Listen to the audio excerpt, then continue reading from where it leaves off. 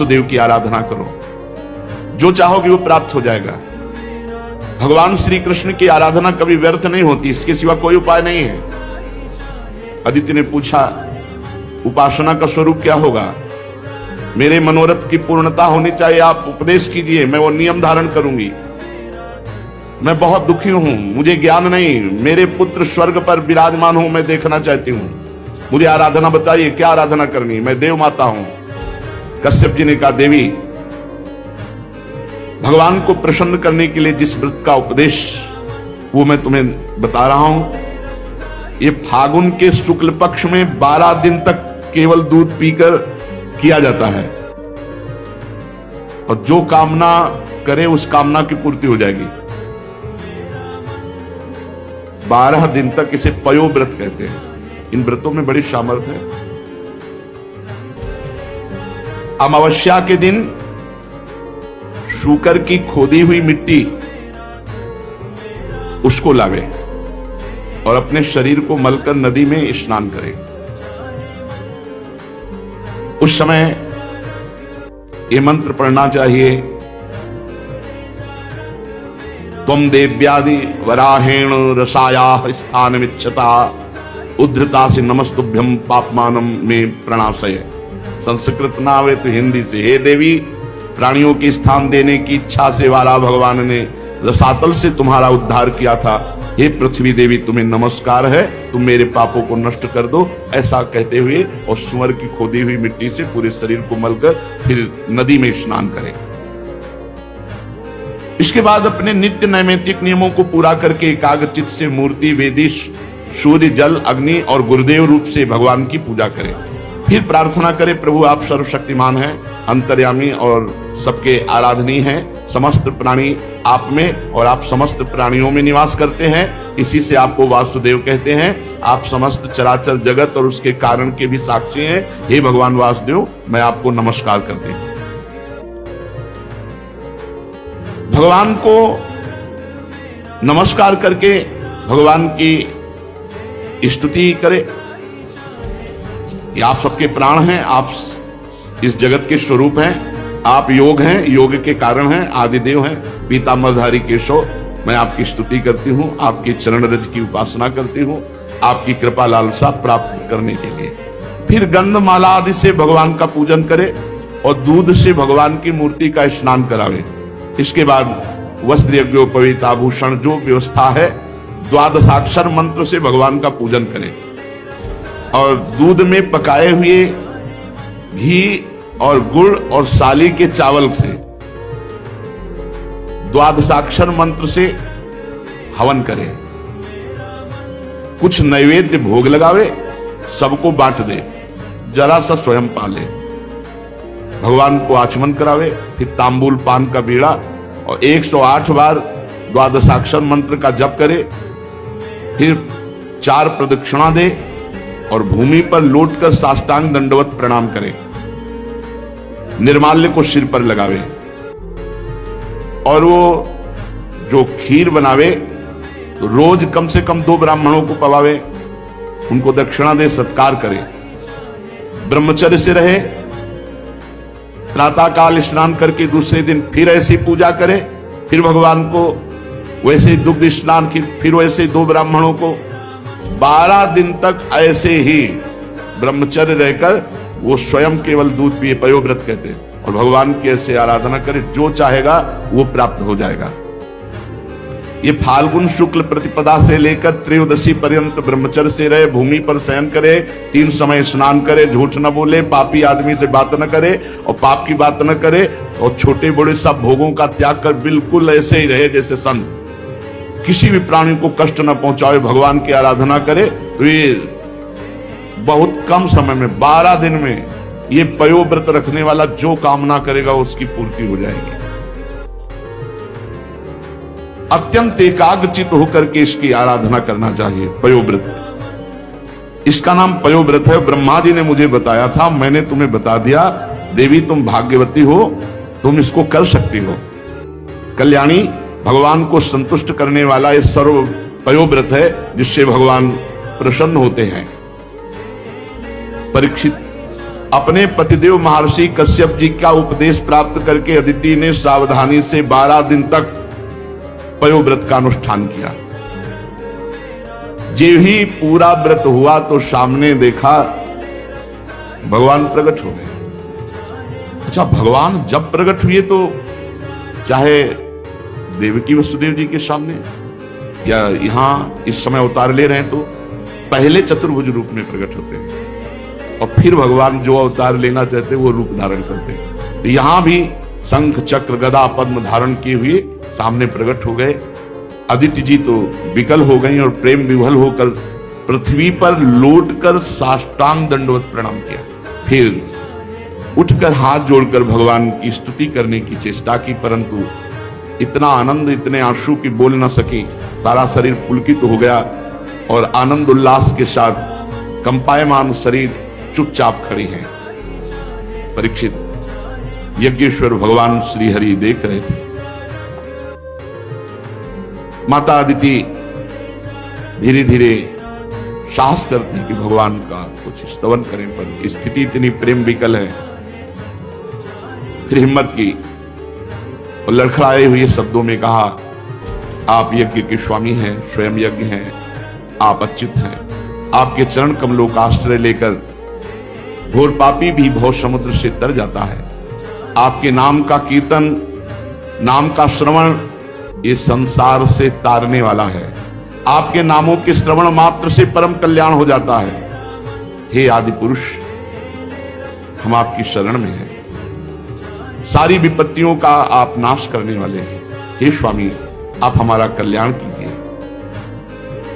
भगवान ने कहा, देवताओं की जननी, मैं तुम्हारी अभिलाषा को जानता हूं। शत्रुओं ने तुम्हारे पुत्रों की संपत्ति छीन ली है, स्वर्ग से खदेड़ दिया है। तुम चाहती हो कि युद्ध में तुम्हारे पुत्र उन्मत्त वाले बलि असुरों को जीतकर विजय लक्ष्मी प्राप्त करें, इसीलिए तो आराधना किया है ना। तुम्हारे पुत्र धन समृद्धि से युक्त हो जाएं और जैसे विराजमान थे पहले स्वर्ग में वैसे ही आनंद हो जाए। देवी, ये तो नहीं हो सकता। असुर सेनापतियों को जीता नहीं जा सकता, ऐसा मेरा निश्चय है, क्योंकि ईश्वर और गुरु उनके अनुकूल हैं। लड़ाई नहीं की जा सकती, पर मुझे प्रसन्न कर लेना व्यर्थ भी नहीं जाता। इसलिए मैं तुम्हारे लिए तुम्हारा पुत्र बनकर जाऊंगा और जाकर के उनसे मांगूंगा। अंदर से देखो, जो काम के गुलाम हैं, अंदर से देखो कैसा ये नचनी नाच नचाता है, कैसा ये तिरस्कार करता है, पागल श्वान की भांति घुमाता है। गोस्वामी तुलसीदास जी ने पद सिर त्राण बजे, जूते पड़ते हैं सिर पे, फिर भी इसको समझ में नहीं आता। ये काम क्रोध लोभ मोह मद मत्सर ये दुर्गति की हुई जीव की है, फिर भी इसको समझ में नहीं आता। सिर पद त्राण बजे, हरिजु मेरो मन हठ नत है। इन भोगों ने कितना तुम्हारा अपमान किए, तो स्वतंत्र विनाशी कितना परास्त हो गया। कामी पुरुष चरणों में झुकता है सिर्फ काम संयोग के लिए, कसम खाता है कि आपके सिवा मैं किसी से क्या क्या दैन्यता, अगर ऐसी दैन्यता गुरुदेव से कर देता तो परब्रह्म की प्राप्ति हो जाती। आप बोलो, आप कहो तो अभी प्राण त्याग दे, आप बोलो अभी प्राण त्याग दे। त्याग देते हैं क्या क्या। इस काम ने नचनी नाच नचा रखा है त्रिभुवन में। श्रीपाद कह रहे बहुत धैर्य पूर्वक, हे सखे, हे प्रिय मित्र, तुम्हें नहीं दिखाई दे रहा, मुझे दिखाई दे रहा है, क्योंकि त्रिकालज्ञ है, तीनों कालों का ज्ञान है। कह रहे तुमने कितने नरक भोगे तुम्हें पता नहीं। जैसे मां के गर्भ में रहे तो क्या पता हमें कैसा कष्ट था, कोई याद नहीं है। ऐसे कितनी बार तुम स्वर्ग गए तुम्हें पता नहीं। अर्थात स्वर्गिक सुख, नारकिक दुख, इनको तुम बहुत भोगे। इन काम क्रोध आदि दुश्मनों ने कितना तुम्हारा तिरस्कार किया, धिक्कार है, धिक्कार है। बहुत बहुत विचित्र दशा है। महाराज पुररवा का वैराग्य एकादश स्कंद में लिखा हुआ पढ़ना चाहिए। और महाभारत में हमने पढ़ा पुररवा जी की दशा, पागलों जैसे उर्वशी के प्यार में डूब। ऐसी स्थिति के प्राण निकल जाएंगे जब उर्वशी अंतर ध्यान हो। पागलों जैसे चक्रवर्ती सम्राट महाराज पुररवा, बस जैसे कोई विरही, हा प्रियालाल, हा प्रियालाल, ऐसी दशा। ये दशा देखकर देवी उर्वशी पुनः प्रकट हुई। जे प्रकट हुई तो जैसे मृत को कोई संजीवनी पिला दे, ऐसे हा उर्वशी का। बस आप जानते हो मैं किसी की नहीं होती, मैं केवल पुण्यात्मा के पुण्यों का भोग प्रदान करने के लिए जाती हूं। मैं दयावश आई हूं तुम्हारी दशा देखकर, मैं किसी की नहीं हूं। मैं तो आदेश से आती हूं उसके पुण्यों के प्रताप का भोग करवाने के लिए। तुम्हारे पुण्य क्षीण हो गए, अब मैं तुम्हें स्पर्श करने का भी अधिकार नहीं दे सकती, और तुम मेरा वियोग छोड़ो, मैं किसी की नहीं हूं।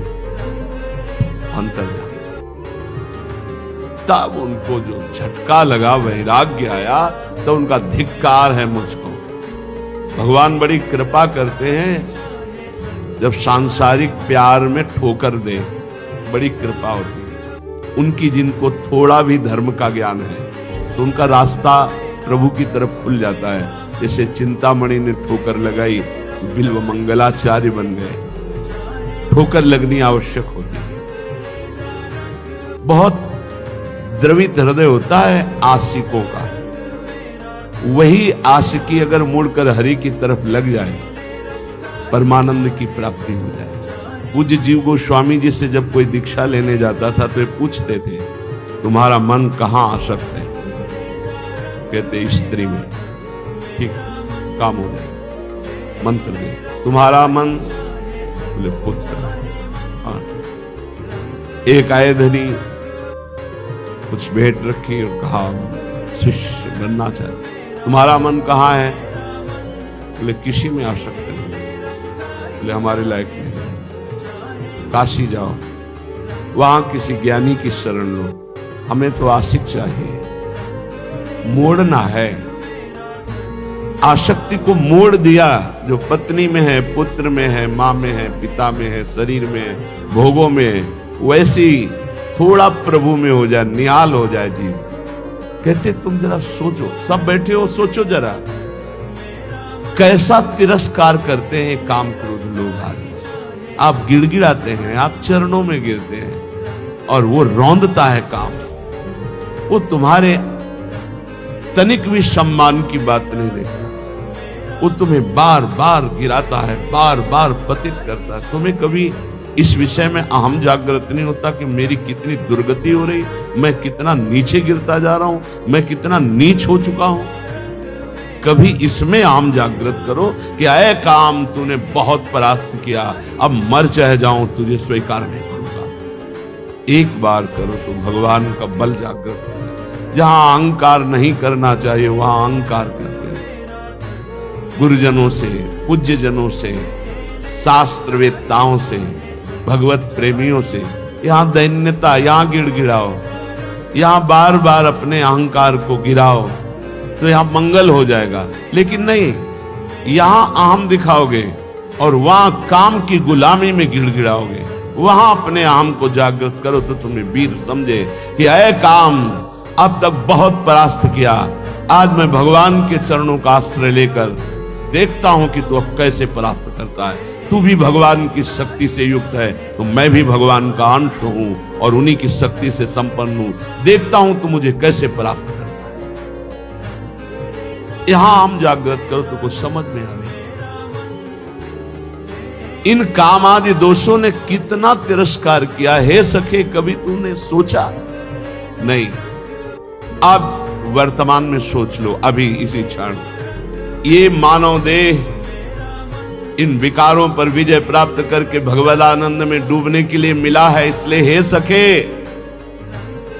मत सुख की लालसा से इन कामादि की गुलामी करो, ये कभी सुख नहीं देने वाले। क्लेश, अशांति, जलन के सिवा नहीं मिल सकती। लिख लो कागज में या दिमाग में लिख लो, भोगी पुरुष को केवल अशांति, क्लेश, हीनता, भय और असत विचार, यही उसके बढ़ते चले जाते हैं। व्यर्थ की सोच, व्यर्थ की सोच। ओवर थिंकिंग, ये पूछ रहे थे कि ये ओवर थिंकिंग कैसे जाएगी? भगवान के आश्रित होकर नाम जपने से, ये कामादि दोषों की गुलामी से, ये व्यर्थ चिंतन, इसे हिंदी भाषा में व्यर्थ चिंतन, वही तुम व्यर्थ का चिंतन करते हुए भयावह अंदर वृत्ति जागृत, घबराहट होना, चिंता होना, शोक होना, ये अपने आप बढ़ते जाएंगे, क्योंकि तुमने असत भोगों का दासत्व स्वीकार। ये कभी अहंकार जागृत करो, हम कहते हैं जागृत करो, घमंड करो इस बात का कि हम प्रियाजू के हैं, हम प्रभु के हैं, अब तुम विकार मुझे कैसे प्राप्त कर। नहीं, गुरुजनों से आंख टेढ़ी करके देख सकते हो, लेकिन विकारों से नहीं। ये आप अंदर देख लो, बैठे हो अपने सब, जैसा वो कहेंगे वैसे ही तुम्हें घुटने टेकने होंगे, वहां अहंकार तुम्हारा नहीं दिखाई देता है। बहुत हुआ, आप नहीं, कभी ऐसा नहीं सोचते। अगर सोचोगे भी तो एक ही धोबिया पछाड़ मारेगा, काम की मुंह भरा गिर जाओगे। अगर बचना है तो हरिनाम बल, राधा राधा राधा राधा और महापुरुषों के चरणों का आश्रय। कह रहे परम सार श्री वृंदावन में आ जाओ, रसिकों का संग करो, नाम बल जागृत करो और इन विकारों की गुलामी से मुक्त हो जाओ। बहुत बार स्वर्ग भोगे हो, बहुत बार नरक भोगे हो। कहे कि अंतो ब्रह्मेंदाद्यतुल सुख भोगाश्चन कृता, तुमने ब्रह्म सुख, ब्रह्मा का सुख, इंद्र का सुख, देव सुख सब भोगे। अनादौ संसारे कति नरक भोगान विहिता, ये अनादि है, कब से हुआ कोई पता नहीं, कितनी बार नरक भोगा तुमने। अभी भोगों का तिरस्कार सह रहे हो, काम क्रोध आदि की गुलामी में फंसे हो। अरे जागृत हो, तू अविनाशी का बच्चा है, तुझे कोई नहीं परास्त कर सकता। शरीर भाव में आने के कारण तेरी दुर्गति होगी। उठ, अपने स्वरूप को जान। इसीलिए मानो दे श्री वृंदावन वासी पाद रजसा सर्वांगमा गुंठयन, श्री वृंदावन में कमुज्ज्वल तमम पश्यन समस्तोपरि, श्री वृंदावन माधुरी भिरनिशम श्री राधिका कृष्णयो रप्यावेश मनुस्मरन न दिवस श्रीधाम वृंदावनम। कैसे शरीर पावन हो, मन पावन हो, मेरा पवित्र हम कैसे हो जो मैं निर्विकार हो जाऊं। कह रहे जो वृंदावन के प्रेमी रसिक जन हैं, ब्रजवासी जन हैं, इनकी चरण धूलि में लौट जाओ, इनकी चरण रज रोज शरीर पे लगा। श्री वृंदावन वासी पाद रजसा सर्वांगमा गुंठन, बहुत बड़ी वस्तु है ये वही पकड़ सकता है जिस पर श्री जी की हेतु की कृपा है। भरत जी जो जड़ भरत जी के रूप में है, उन्होंने यही कहा, बिना महत्पाद रजोभिषेक, बिना महापुरुषों की चरण रज से अभिषिक्त हुए ये ब्रह्म बोध नहीं प्राप्त होगा। प्रहलाद जी ने भी कहा, जब तक अकिंचन भगवत प्रेमी महात्माओं की चरण रज में अभिषेक नहीं होगा, तब तक मेरी जैसी मति है ऐसी हरि में नहीं होगी। नैषाम मति तावदुरुक्रमान। यहां श्रीपाद कह रहे हैं, काम क्रोध आदि पर विजय प्राप्त करने के लिए, समस्त भोगों पर विजय प्राप्त करने के लिए, समस्त दोषों का तिरस्कार पूर्वक त्याग करने के लिए क्या करो? बोले श्री वृंदावन वास पाद रजसा सर्वांग मा गुंठन। कोई अंग न बकाया रहे, पूरे शरीर में वृंदावन की रज लगा। ये चिकनी चमड़ी रजोगुण पैदा करके भोगों में फंसाती। मान लीजिए हमारी प्रार्थना, जितना शरीर को सुकुमार करोगे, साबुन लगाओगे, चिकना करोगे, उतना ही मन गंदा होगा। लिख लो दिमाग में, शरीर राग त्यागी ही भगवत अनुरागी होता है। इस बार बढ़िया शरीर मिल गया, अगर बढ़िया कार्य नहीं करोगे तो घटिया शरीर मिलेगा। न जाने कितने पशु पक्षियों को क्या क्या पीड़ाएं सहनी पड़ती, क्या क्या कष्ट सहना पड़ता है। कैसे इस मानव देह की चिकनाहट चमड़ी को देखकर गर्व मत करो कि मैं रूपवान हूं या तू रूपवान है। यहाँ कोई रूप नहीं, ये सब मरे हुए रूप है, मृत्यु लोक है इसका नाम। अगर रूप ही देखना है तो ऐसे ऐसे रूप हैं कि बड़े बड़े जितेंद्री मूर्छित हो जाएं देवलोक में, ऐसे रूप हैं। और देवलोक भूलोक रसातल सुनि कवि कुल मति डरिए, सहज माधुरी अंग अंग की कई कासो पट तरिए। देखो माई सुंदरता किसे, आओ इधर देखो रूप, लालजू का लावण्य देखो, प्रियाजू का रूप देखो। श्री वृंदावन में कम उज्ज्वल तमम पश्यन समस्तोपरि, पश्यन देख बा माधुर्य रस की वर्षा करने वाले श्री राधिका कृष्ण यो श्री श्यामा श्याम यहां बेहरण कर रहे। इसलिए मेरी बात, वृंदावन की रज को एकत्रित कर लो और स्नान के बाद रोज लगाओ। हमारी ये बात मान लो, ये जब तक रजकण शरीर में नहीं लगेगा तब तक विषयों पर विजय प्राप्त करना बहुत कठिन है। ये सद्य वशीकरण चूर्ण मनंत शक्तिम तम राधिका चरण रेणु मनुस्मराम। ये श्री जी की चरण रज, ये श्री जी की रसिकों की चरण रज में अनंत शक्ति है। उसी अनंत शक्ति से हम इन काम आदि दोषों पर विजय प्राप्त कर सकते हैं। इसलिए परिचर चरण सरोजम तद गौर श्याम रसिक दंपत्यो, वृंदावन नव कुंजावली सुमहानंग विह्वलयो। यदि तू गौर श्याम चरणारविंद की परिचर्या, उनकी समीपता, उनका दर्शन जो इस संसार रूपी महान ज्वाला से आपको बचा लेगा, गौर श्याम चरणारविंद, यदि ऐसा चाहता है तो नवीन नवीन कुंजों में विहरण करने वाले श्री प्रिया प्रीतम के भाव में जो डूबे हुए रसिक जन हैं, उनका संग करो, उनकी चरण रज माथे पे लगाओ, उनकी आज्ञा पे रहो। तो परिचर चरण सरोजम, तो उसका परिणाम क्या होगा? तद गौर श्याम रसिक दंपत्यो, दंपति श्री प्रिया प्रीतम जी, ये आपके नेत्रों में ऐसी सामर्थ्य दे देंगे कि फिर ये दृश्य बदलने लगेगा। चिदानंद यही वृंदावन है, यही की अद्भुत नौ कुंज, नवीन नवीन लताएं, नवीन नवीन क्रीड़ा परायण श्यामा श्याम, ये आपके नेत्रों में झलकने लगे।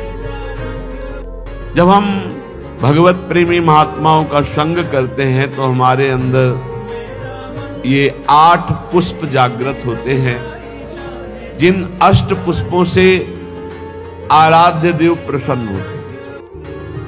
अगर ये 8 पुष्प नहीं तो आपकी पूजा अधूरी मानी जाएगी।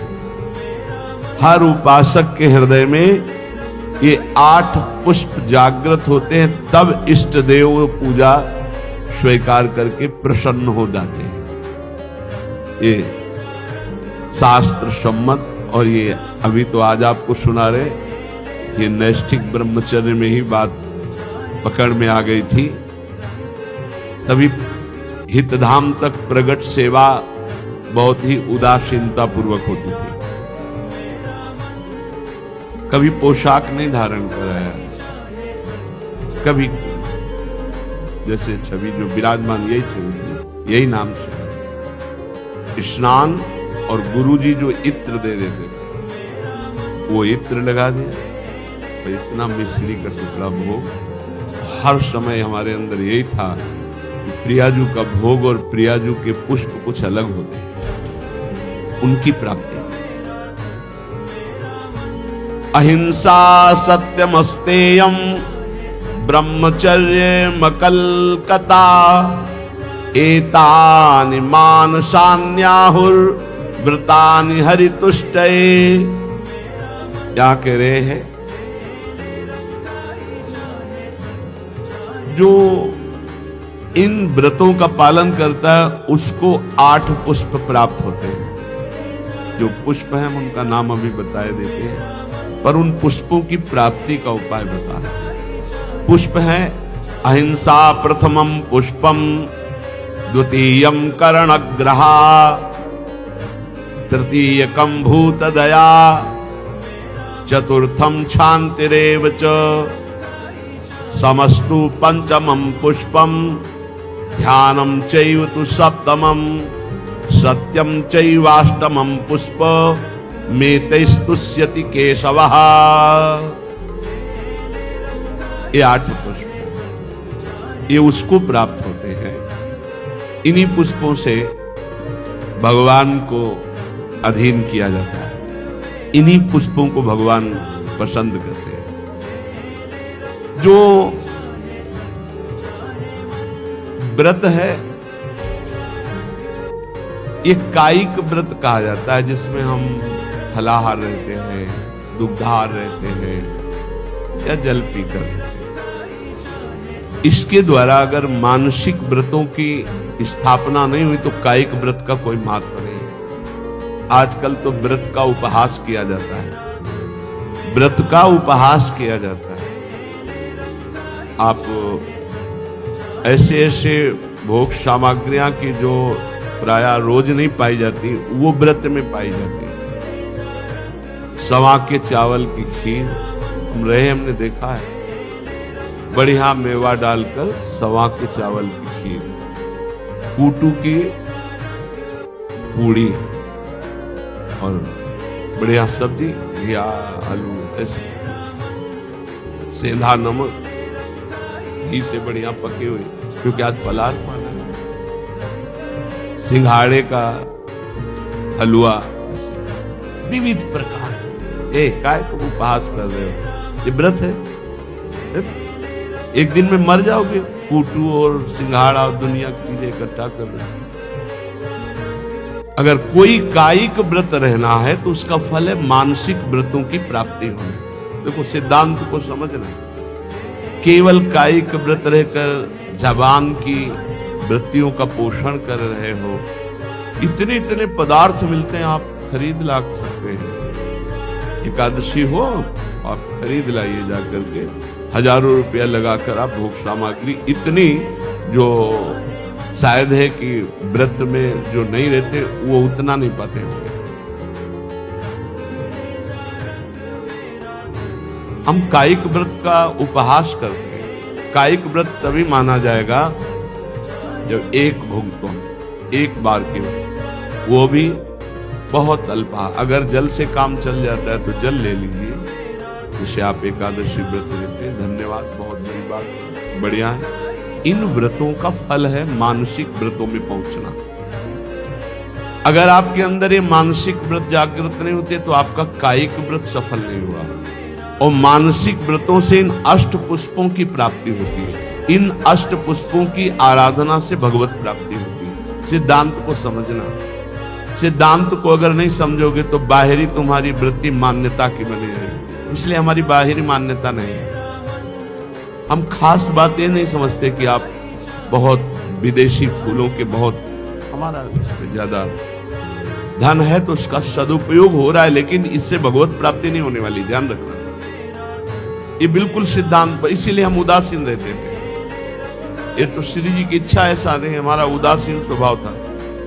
प्राय ऐसा माना जाता था कि सन्यास मार्ग से आए इसलिए इनकी सेवा में रुचि नहीं है। लेकिन आपको सच्ची कहते हैं, हमारी सेवा में भावात्मक रुचि थी।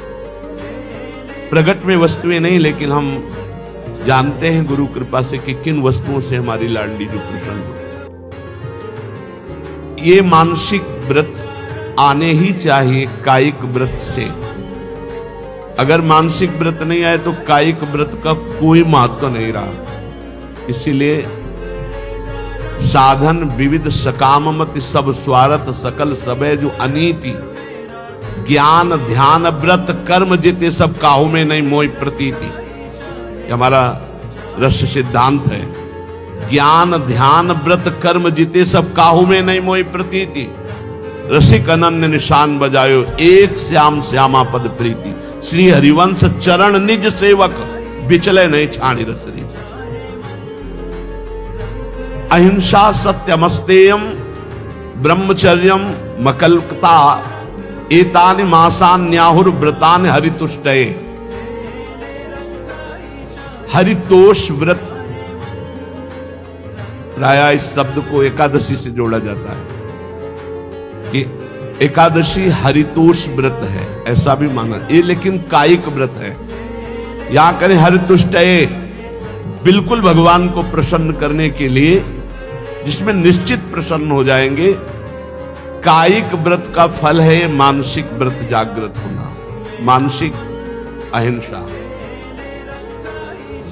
वचन से शरीर से किसी को पीड़ा पहुंचाना ये तो बात दूर रही, मन से भी किसी को पीड़ा दंड देने की बात हम नहीं सोचेंगे। वाणी से तो बोलेंगे ही नहीं, ऐसी वाणी कभी नहीं बोलेंगे किसी को दुख लगे। शरीर से ऐसी कभी चेष्टा नहीं करेंगे किसी की हिंसा हो, किसी को दुख हो। मन से संकल्प प्राय सब लोग कर लेते हैं, भोगे गए नहीं। हमारा मानसिक व्रत खंडन हो जाए, ये बहुत बड़ा व्रत है, इससे भगवान की प्राप्ति होती है। अहिंसा परमो तपः, परम तपस्या है, परम व्रत है अहिंसा। मन से, वचन से, शरीर से, किसी भी तरह से किसी को दुख ना पहुंचाना अहिंसा। हमको कोई दुख पहुंचाता है हम उसे सह लेते हैं, वो आगे आएगा इसी प्रसंग में। ये बहुत अमृतमय वचन है। यही नैष्ठिक ब्रह्मचर्य में इन्हीं की शिक्षा हुई थी, गुरुजनों से इन्हीं की शिक्षा हुई। इसीलिए बाहरी बातों पर हमारा ज्यादा महत्व नहीं रहा कि अमुक वस्तु प्रभु को भोग लगानी है, अमुक वस्तु प्रभु को देनी, इस पर ज्यादा ध्यान नहीं रहा। ध्यान रहा कि प्रभु की प्रसन्नता होती इन आंतरिक महान लक्षणों से। अगर ये लक्षण नहीं होंगे तो बाहरी, फिर तो बड़े बड़े सेठ लोग, धनी मानी लोग प्रभु को रिझा लेंगे ना, क्योंकि उनके पास बहुत सी भोग सामग्री है। लेकिन कभी कदापि ऐसा नहीं पाया गया। प्रभु को रिझाने के लिए यही पाया गया। पहला है मानसिक व्रत अहिंसा, फिर दूसरा है सत्यम। सत्य कौन है? प्रभु सत्य है। भगवान को सत्य नारायण कहा गया, भगवान को सच्चिदानंद रूपाय, सच्चित आनंद रूपाय कहा गया। सत्य है प्रभु। यदि हम प्रभु का नाम जप कर रहे हैं, प्रभु के चरणों का आश्रय लिए हैं, तो हम सत का आश्रय लिए हैं, सत का जप कर रहे हैं। यदि संतों का संग करें तो सत संग कर रहे हैं। हमारे अंदर सत विचार हैं, हमारी सत क्रियाएं हैं, तो हमारी वाणी भी झूठ नहीं बोलनी चाहिए। सत भाषण है, सत संभाषण है, सत वार्ता है, वो सत है, वो सत्य है। ये मानसिक व्रत है। अगर ये व्रत नहीं है तो कायिक व्रत का कोई महत्व नहीं होगा, क्योंकि कायिक व्रत का, शारीरिक तप का फल है मानसिक में आना। जैसे प्रगट सेवा का फल है मानसिक सेवा में आना, जैसे देह भाव की क्रियाओं का फल है देह भाव रहित होकर स्वरूप में स्थित होना। ये आंतरिक बातें समझो, सिद्धांत जो परम पद प्राप्ति का है। तीसरा है अस्तेयम, किसी की भी कभी कोई वस्तु ना उठाना, चोरी ना करना। जैसे माना कि मार्ग में तो आपका क्या अधिकार है, आप वैष्णव, बिल्कुल वैसे ही पड़ा रहने दो, या आसपास कोई हो वो ना उठा लेगा, कोई वहां से निकलेगा पूछेगा तो उसको मिल जाएगा। अगर हम उठा लिया तो हम दूर जा रहे हैं, अब वहां वो लौट के आएगा, वस्तु नहीं मिलेगी। आसपास पूछेगा तो वहां नहीं मिलेगा। हमारा कर्तव्य बनता है हम बिल्कुल उससे निरपेक्ष हो जाएं। अगर हमारी अपेक्षा बनती है तो आसपास जो दुकान है या कोई है तो उसे वहां, अगर कोई नहीं है तो आप वही छोड़ दीजिए। वो लौटेगा तो ले लेगा, नहीं जिसके भाग्य में होगा लेगा, हमारा अधिकार नहीं। पड़ी हुई वस्तु भी हम ना उठाएं। फिर दूसरे की चोरी करना तो हो ही नहीं सकता। चोरी कैसे कर सकता है वैष्णव होकर? अस्तेयम, ए बिल्कुल पकड़ लीजिए। अगर भगवत प्राप्ति करनी है तो कूटू और सिंघाड़ा के आटा से व्रत नहीं होता, ये व्रत होते हैं। ये कह रहे हैं मानसान न्याहुर व्रतानि हरितुष्टये, इन व्रतों से भगवान निश्चित प्रसन्न होकर आपको दर्शन दे देंगे। चौथा ब्रह्मचर्यम, ब्रह्मचर्य। ये बहुत सुंदर व्रत है, बहुत महिमाशाली व्रत है। बड़े भाग्यशाली हैं, बड़े कृपा पात्र हैं जो इस व्रत को धारण करते हैं। हम कह रहे हैं सम्यक रूप से ना धारण करो तो जैसे 15 दिन में एक बार एकादशी रहते हो, ऐसे गृहस्थी में भी व्रत धारण कर लो कि हम इतने दिनों तक ब्रह्मचर्य रहेंगे। फिर संयोग गृहस्थ धर्म के अनुसार भगवान को प्रणाम करके, देवी देवताओं को नमस्कार करके गृहस्थ धर्म की पूर्ति के लिए। अन्यथा अपने पास ऐसे 20 गृहस्थ हैं जिनकी संतानें हो गई और कसम पूर्वक ब्रह्मचर्य रह रहे हैं, हम उनको प्रणाम करते हैं। अब बिल्कुल कहीं 100 में 1% भी हमें अविश्वास नहीं उनके प्रति। 100 में ऐसा हो सकता है कि 90% हम कह सकते हैं, 10%, 1% भी नहीं, क्योंकि उनके आचरण और उनकी निष्ठा और उनका समर्पण बताता है और उनका चेहरा बताता है, उनके नेत्र बताते हैं वो ब्रह्मचर्य से हैं। बच्चे हो गए, समझ में आ गई बात कि अब हमारा उद्देश्य पूरा हुआ, गृहस्थ का परमार्थ का पूरा करते हैं। और नियम पूर्वक 20 परिवार ऐसे बहुत सुंदर ढंग से चल रहे हैं। बड़ा मुश्किल होता है इस धर्म का पालन। ये जो मानसिक व्रत है बहुत मुश्किल के, और इन्हीं से भगवत प्राप्ति होती है। ब्रह्मचर्य, इसमें महत्व बुद्धि रखने से रहा जा सकता है। ब्रह्मचर्य का महत्व, वीर शक्ति का महत्व जिसके हृदय में जागृत हो गया, चाहे स्त्री शरीर हो चाहे पुरुष शरीर हो, भगवत प्राप्ति के महत्व का प्रकाश इसी ब्रह्मचर्य से होता है। सच्ची मानना, ये जो आपका मन निरुत्साहित हो जाना, शरीर में पीड़ाएं होना, समय से दिनचर्या ना होना, प्रमाद स्थितियों का बढ़ना, कई जगह अंगों में पीड़ाएं होना, ये कई त्रुटियां होती हैं, इससे जो ये परेशानियां आती हैं। अगर ब्रह्मचर्य है तो आप जैसे अग्निमय भूमि पे चलना हो तो कैसे चलेंगे, ऐसी उसकी चाल होने लगती। इतनी तीव्रता, इतनी उज्ज्वलता, इतनी उसमें चेतना शक्ति जागृत होती है कि हर काम में उत्साह, रात दिन मेहनत करने पर भी कभी थकान नहीं, नींद न लेने पर भी प्रमाद आलस्य नहीं। बहुत से महान सद्गुण ब्रह्मचर्य में चले। आज के डॉक्टर जन जो शास्त्र को नहीं जानते, वो कहते हैं ब्रह्मचर्य छीण करो नरक मिलेगा जैसी शिक्षा दोगे। ये प्रश्न उत्तर देने वाला अगर चूक कर जाए तो नरक मिलता है, ध्यान रखना। ऐसा नहीं कि एकांतिक में प्रश्न जो करे उत्तर मनमानी दे दो तो उत्तर देने वाले को नरक मिलेगा, क्योंकि तुमने जो बोला है वो स्वीकार किया जा रहा है समाज में, तो तुमको अगर ज्ञान नहीं तो उत्तर दे दिया तो नरक मिलेगा। ये बिना शास्त्र सम्मत उत्तर देने वाले, इनकी नारकी गतियां होती है। अब आपने शारीरिक संविधान का ज्ञान प्राप्त किया है तो आप भागवतिक संविधान को मानने की चेष्टा करें। आप भागवतिक संविधान का खंडन न करें। आप केवल शरीर के अंगों का ज्ञान प्राप्त किया है कि कौन सा अंग कैसे क्या चलता है, लेकिन ब्रह्मचर्य पर बोलने की सामर्थ्य तुम्हारी नहीं। तुम ब्रह्म के ज्ञाता नहीं हो, तुम शास्त्र के ज्ञाता नहीं हो, तुम डॉक्टर हो केवल अंगों के, शरीर के, बाह्य एक ढांचे के, वो भी सूक्ष्म शरीर के नहीं, केवल स्थूल ढांचे के हो। तो स्थूल ढांचे की आपको सुधार वाली बात बतानी है, कैसे रोग निवृत्ति होती है। ब्रह्मचर्य नाश करना, ये तुम कौन से सिद्धांत से बोलते हो, किस सिद्धांत से? छोटे छोटे नवीन अवस्था के बच्चे तुम्हारी बात मान करके और नष्ट होते चले जाए।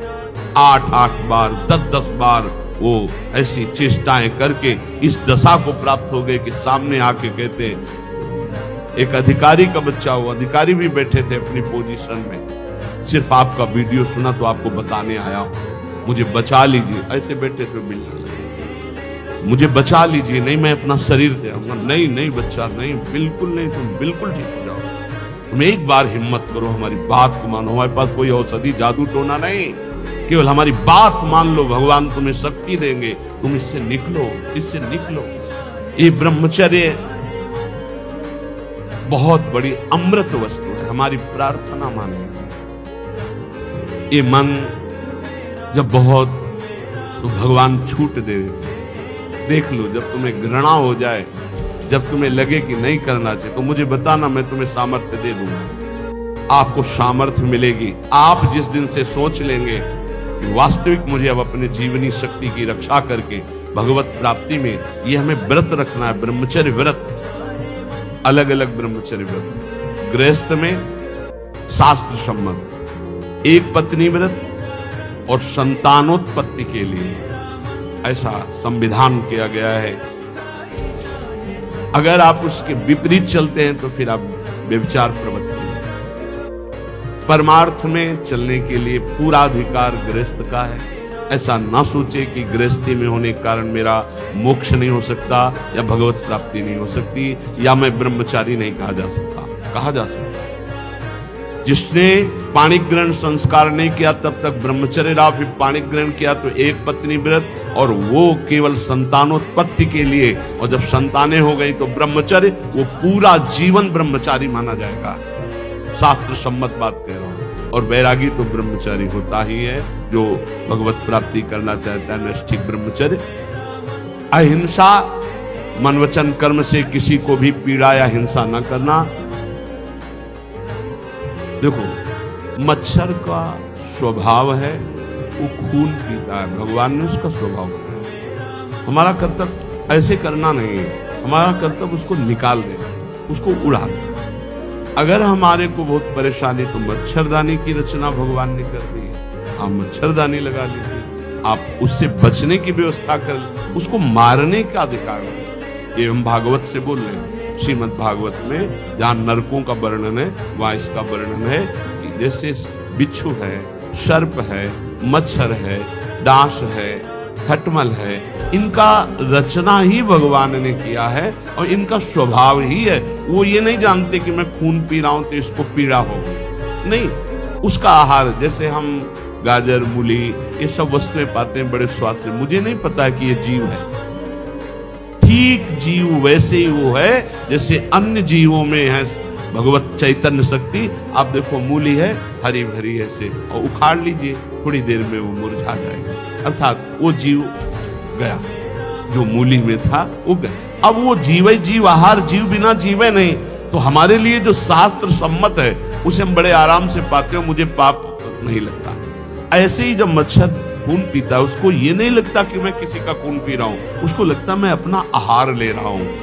अब उस आहार लेने में हमको पीड़ा हो रही, इसलिए उसको हटा देते हैं, उसको उड़ा देते हैं। हो गया उसका तो काम, एक ही में उसको तो मारना अपराध हो जाएगा। ऐसे हुआ, मर गया, स्वाभाविक वो बात अलग है। किसी भी जीव की हिंसा ना हो, ये भगवत प्राप्ति के लिए अत्यंत आवश्यक है। कुछ लोग बोले काल है सांप, नहीं भाई। अगर वो ठीक समय से काटने का समय है आपका, तो आप किसी भी खंड में कहीं भी हो, उसी समय वो वहां प्रवेश करेगा और आपको काट लेगा।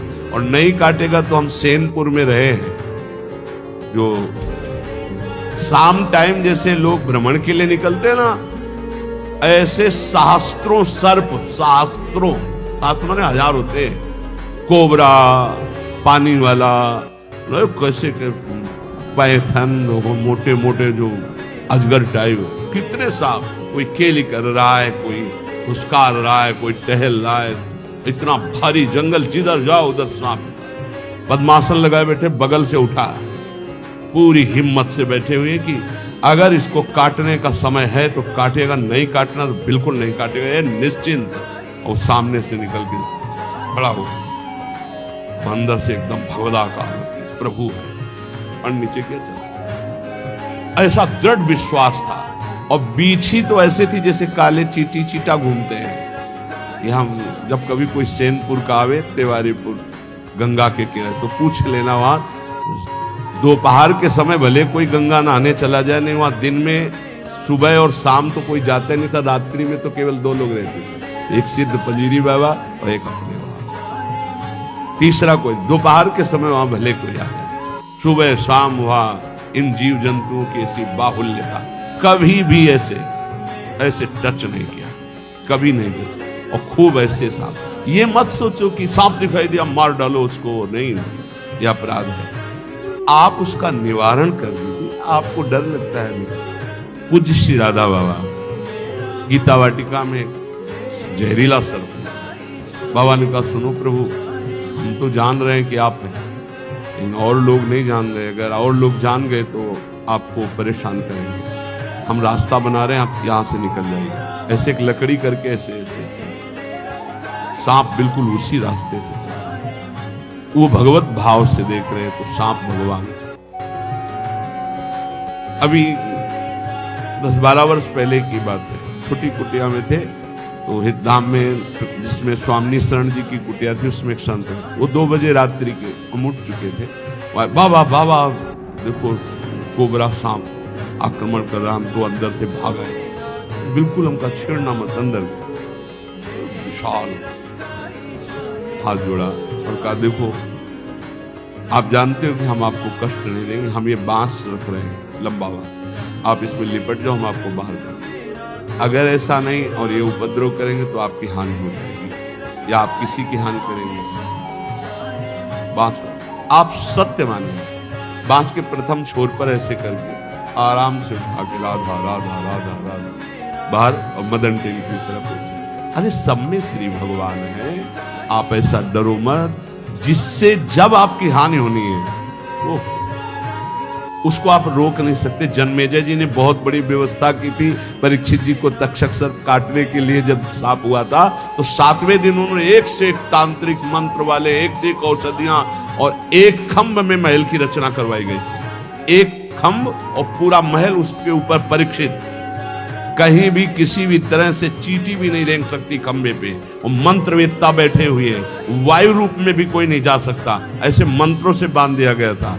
लेकिन तक्षक ब्रह्म ऋषियों को कोई भी किसी तरह चेक नहीं किया जाता था, वो भेंट देने आज पक्षी जी का 7वां दिन है, शायद ऐसा हो जाए कि ऋषि का सांप तक्षक डसे तो उनको परीक्षित जी के पास, तो बड़े बड़े ब्रह्म ऋषियों को एक पुष्प में बहुत छोटा, एकदम जैसे पुष्प का पराग उससे भी छोटा रूप रख के तक्षक बैठ गए, फूल लिए जा रहे, और स्वयं मंत्रवेत्ता ऋषि है और उन्हीं के हाथ में कोई मंत्र काम नहीं कर रहा, क्योंकि खुद मंत्र में जा रहे हैं, ऐसी जगह बैठा कि कोई चेक नहीं कर सकता, कोई मंत्र का प्रयोग नहीं हुआ, गए जे परीक्षित के हाथ में दे। परीक्षित जी ने जे ही प्रणाम मुद्रा में से किया, विशाल काय रूप धारण किया, भस्म किया, आकाश में अंतर, भावी को कोई मेट सके ऐसी है, जो होना है वो होगा, जो नहीं होना नहीं। तो हम किसी की हिंसा ना करें, हम सदैव सत्य स्वरूप प्रभु का नाम जप करें, सत्य भाषण करें, सत्य आचरण करें, चोरी किसी की ना करें, अस्ते चोरी ना करें, और ब्रह्मचर्य ये बहुत अमृतमय है, जहां तक हो सके भगवान की कृपा से इसको धारण करो। बहुत समाज की हानि इस ब्रह्मचर्य व्रत के ना रहने से हो रही, बहुत हानि हो रही, और कह रहे अकल्पक, किसी भी तरह से कपट न करो, किसी के साथ व्यवहार छल कपट वाला, सीधी सादी बात रखो, सरल स्वभाव न मन कुटिलाई, भगवान के मोहि कपट छल छिद्र न भावा। ये कपट रख करके भगवत मार्ग के पथिक को, बोल कुछ रहा है, चित्त में कुछ चल रहा है, आचरण में कुछ चल रहा है, ये ठीक नहीं है। और ये बड़े बड़े सिद्ध महापुरुष संत जन कह रहे हैं कि पाप का कमाया हुआ धन महान विष तुम्हारे पुत्र, तुम्हारी संतति, तुम्हारे परिवार का सर्वनाश कर देगा। बिल्कुल नहीं।